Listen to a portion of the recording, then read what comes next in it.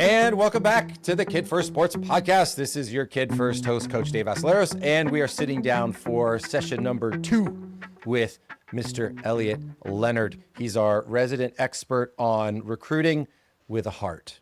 And we talked about freshmen. What do I do if I'm coming in to be a freshman? If you didn't catch that episode, jump in there first. I think it lays the groundwork and everything builds off of that as you think about your strategy for getting noticed and linking up or syncing up with the right kinds of coaches and the right kinds of programs for you. Elliott, welcome back. Glad you're with us. Pleasure. We're going to jump now into sophomore year. In our last episode, it was, I have a 9th grade daughter. I always wished we had a daughter. I only have sons. My wife is still a little salty about that. I tried, okay? I tried. And so I'm going to pretend then that I have a daughter going into her sophomore year. We've done all the things that Elliott talked about before. We built her social media presence. We've taken the video and made it real and given insights. We've thought about what kinds of schools and programs we might be interested in. And then we practiced writing some emails to coaches at the bottom, right? The NAIAs, the JUCOs. Now, sophomore year, take it away, Elliott. Sophomore year is an interesting year. It's this connection between just getting started and junior year, you're going to be getting assessed by college coaches. There's a lot of different things that you need to be adding to this, how would I say it, getting stuff done to learn more about colleges in general, universities in general, maybe not even speaking about the athletic part right now. So one of the first things that we highly suggest that sophomores are doing is getting on college campuses so that they can get a good understanding of the student body, maybe even a school they're not interested in, but just getting on campus because it's a large school. It has 50,000 students as opposed to going to a campus that has 10,000 undergrads. Taking that time to really look at this next phase of your life from not necessarily just an athletic perspective, but get a good understanding of where you can call home in the next couple of years and what's going to be comfortable. Because at the end of the day, wherever your son or daughter goes to school, you want them to be comfortable and they want to be comfortable. So that's the first thing that we always tell sophomores to do. Get on campus, get on as many tours as possible. If you didn't catch the last episode and you're just jumping in as a sophomore, because that's where your kid's at, Elliott has a company called Recruit Fluency, but more importantly, he has his whole adult life been either a D1 college player, a coach, run clubs, or worked with kids, helping kids get to the kinds of programs and the places where they want to be, where they can be successful. And he really cares. Have you ever had kids or worked with kids who said, oh, I want to go to University of Georgia, or I want to go to UNC, or I want to go to someplace massive? And you say, hey, go visit. And they get there and their reaction maybe is different or changes their mind. Have you come across that? Every single student has this vision of what their college experience is going to look like, and for the parents as well, right? And a lot of that stuff can be really found in like the ego and what that is portraying to other people and how you speak about that within your networks and niches. I'll tell you this, the vast majority of the time, student athletes don't have a clue what they really want. They just have an idea. And many times, if not all of them, once they get on campus, once they start experiencing these things, it's the complete opposite than what they initially wanted. I love this because it feeds into the idea that the premise of why we're doing this series. There's a gap between what we think is how we get a kid to play in a college program and what really is. And that gap can be on the soccer side. It can be on the location side, on the cost side. It can be on the, I want to go to a big school because of football games. And then they get there and they realize, holy smokes, I feel invisible here. Or it could be the other way. They grew up in a small town. Get me out of this tiny place where everyone knows me. I want to go be at UCLA or whatever it is. All right, so get to campus. Question about that before we move on. As a freshman, we thought about contacting, emailing at kind of bottom up. As a sophomore, are those the colleges you're going to, or are we now shooting to dream schools or like the places where I think might be more likely where I want to play? I'll be honest with you. It's how easily accessible are they? There's going to be plenty of time in the future for you to visit your dream schools, for you to hopefully get invited on an official visit to your dream schools. When I talk about getting on campus, I'm speaking about in proximity to you. What we used to do as an example, when I was the director of our club in Colorado, when our high school teams would go to tournaments in Florida, right? We would book a day on the front or a day on the back end, and we would research the schools that were within 45 minutes, and we'd get them on campus there to take those tours. It didn't matter if they were interested in the school or not. You can learn so much about what you like and what you dislike just by going to a school that is on one extreme or the other. UCF was an example of where we would take our student athletes a lot. And some of them would come away saying, oh man, that was incredible. And the other ones would come away saying, that's the worst place. I never want to go there. And that's what we're looking for as a sophomore, right? Understand who you are. It's going to make your life so much easier in the long run because you can then weed things out as they come along throughout your process in your junior and senior year. Okay, so I would reframe it this way. It's not about getting to the schools where you think you're going to end up being. It's about getting to schools that are representative of the different kinds of college environments where you might find yourself. Get to a tiny school, get to a D3 school, get to an urban school, get to a rural school, get to a big, dominant, massive school. Step one, get on campus. What's step two? As we spoke about, it's being this year where you're just about to start getting assessed by college coaches. One of the hardest things for college coaches to be able to do is assess a player when they're not playing at the highest level. And the reason is because maybe you have 2 or 3 more seconds on the ball. Your decisions can be made much slower. So you may look like a stud. And this happens often when parents see their son or daughter in a regional environment look incredible. How could they not be wanted by Duke? Because it's all relative to that level. We know that it's not always possible. We know that people live in rural areas, but what I would say is, if you really want to play in college, and you know your son or daughter does, and there's an opportunity for you to sacrifice driving 45 minutes 3 times a week, or 10 minutes, but the 45-minute away club is a higher level, that's the sacrifice that you need to make if you're serious about your son or daughter playing at the next level. Let's talk about where I'm at. I'm outside of Boise, Idaho. There's no MLS Next clubs here. There's no MLS team. There's no USL teams. The biggest club here it competes in the ECNL on the guys' side and on the girls' side. And that's great, but they don't do great there. And every kid who wants to get at the higher level tries to get on the 1 or 2 teams. How many roster spots can there really be? Because there's very little supply and moderate demand. So in our case, there's not really that chance to get on an ECNL team. And there's probably a lot of that around. What's the next best thing?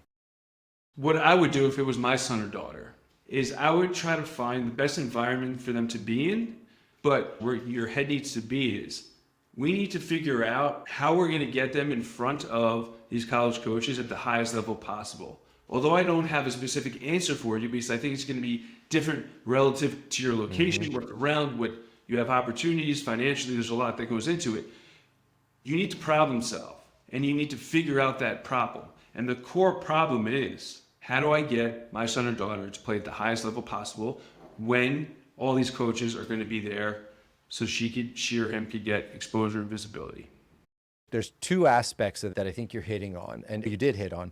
One, college coaches, and it gets to what we talked about in the last episode where the landscape is changing for how college coaches recruit. MLS Next is, I think, considered the premier boys, right? For boys, if you're trying to become a pro and get really Division I, whatever it is, you got to try to find a way onto an MLS Next club. And that's now, of course, drawing the attention of all the college coaches, because why would they fly around the country and look at individuals when they go to a Saturday full or a Sunday full of MLS Next games and see 25 or 30 kids that are already at that top level, assuming that's true, but we'll talk about that another day. So that's where coaches are.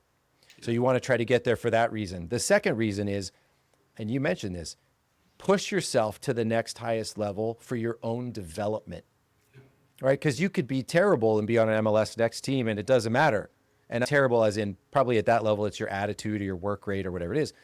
So if you're playing rec, can you push yourself up to a travel? If you're playing travel, can you push yourself up to a regional ECNL team? If you're a regional ECNL team, can you push yourself up to a full ECNL team? If you can't, can you push yourself to improve on your own? Because there are plenty of kids, these things aren't really an option. If I'm right, there is a college coach out there who will recognize every kid who has the I am going to do this factor. Whether they get in front of the biggest teams or not, they'll see this is a kid with desire, work rate, discipline, self-sacrifice, blah, blah, blah. You're describing the mindset, right? And it's the mindset. And the players who are going to flourish and be successful at those next levels, whether it's the transition from rec to competitive or competitive to super competitive, it's the mindset that's going to keep driving them, right? That's what needs to be really catered to. If your son or daughter has that mindset and it's not you behind the scenes pushing, understand that that's the time to sacrifice and drive the extra time because your child is destined to get there because of the way that they're wired, if you will. Internally motivated. Internally motivated. And as you look at and you think about the kids that you've worked, I know you call them student athletes, that's the right word. I use kids because they're kids. What percentage, and I'm not going to hold you to this, but just ballpark me, the percentage of kids that you have worked with who have that inner drive, that mindset?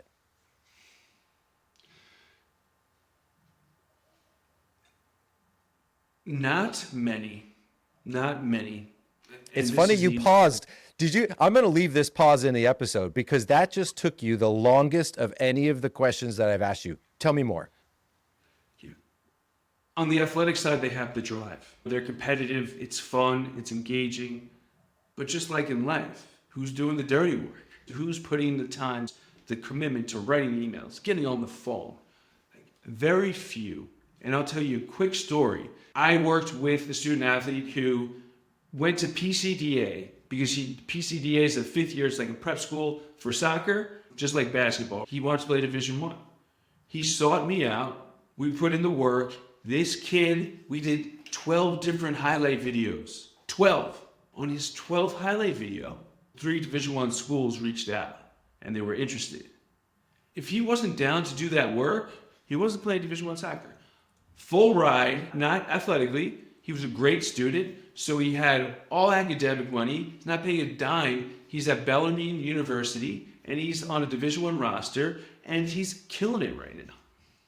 Thank you for pointing out the difference because my mind was going on the athletic side. The mindset to know, I love that you brought this up because for me, it's like, is the kid doing their extra fitness? Are they driven to improve at home? Are they watching and learning? Are they that? And you're saying that's one part of the puzzle, guys. Hey, parents, pay attention. You could be an amazing athlete and soccer player. If you don't do the work to do the emails, to communicate, to do the digital side, write the videos, and to do the thinking side, that athletics is not everything anymore. There's too much competition, Dave. We look at it from competition within a region, but then it goes to a national level. And guess what?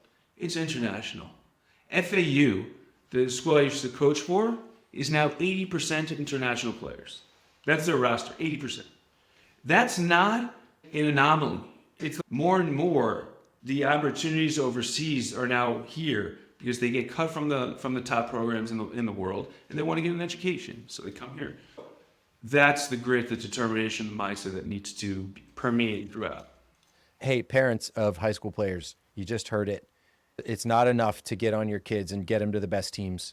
You've got to be investing and helping them invest their time and energy into communication and doing their highlight videos. And in fact, getting better at doing those highlight videos. I'm guessing because you did 12 videos, you tweaked and improved until that 12th one hit, right? Exactly as it needed to.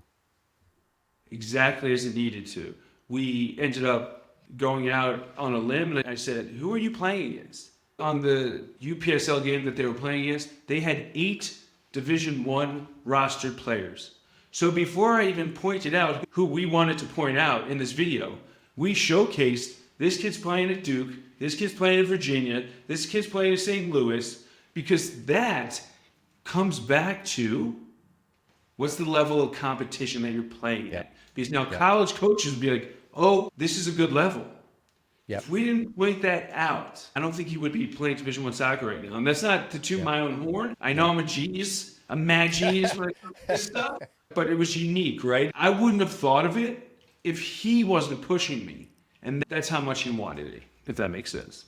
Yeah, I love it. We've talked about getting on campus. We've talked about raising the levels, and not just on the field, but raising your levels on your social presence, your willingness to get out and do the video, do the emails. What's your third advice for sophomores? It's just being consistent. Being consistent. Playing consistent, because that's what coaches want to see, consistency. But you need to be consistent with all the stuff we just went through, right? And I don't want to, beat it to death, but consistency can be your biggest strength. And if it is, you're going to go far. You're going to go places for sure. Yeah, and not just soccer either, by the way. That's what I mean. What does a consistent communication effort look like as a sophomore? Is that sending out an email to the same coaches every 4 weeks? Is it sending out new emails to new coaches? Give me a rough estimate of what a plan like that should look like. Yeah, so we want to send 6 emails out throughout freshman year and then sophomore year, 6 each. So every other month, basically. To the same coaches. So I'm sorry, to the same coaches. And then as we get that down and it becomes easier, and like you said, as we get our reps in and it takes less time to write these emails, then we need to start adding. And we need to start diversifying about what schools we're looking at. Because we can't just be targeting Division I schools or schools that have X academic program, right? You need to diversify and then see what comes back your way eventually and who has interest in you. So freshman year, you're looking at the bottom-up approach, right? We're going to take that to the next level as a sophomore. This is what I'd say. There's a program for everyone. So every kid that is playing soccer right now at a competitive level, they can play in college. It's about finding that right fit. If you take that psychology, if you reach out to every single college coach in the country, you're going to find your home. Are you committed enough to do that? That's up to you. Parents, this is Elliott dropping wisdom for you parents of sophomores. Be consistent, get out of your shell and go visit on campus and push yourself. Raise your levels, right? Raise your levels. This is amazing. Okay, Elliott, wrapped up sophomore year. You rock. We're going to close this episode. This is Coach Dave from the Kid First Sports podcast, and we'll talk to you again soon for episode 3, the junior year.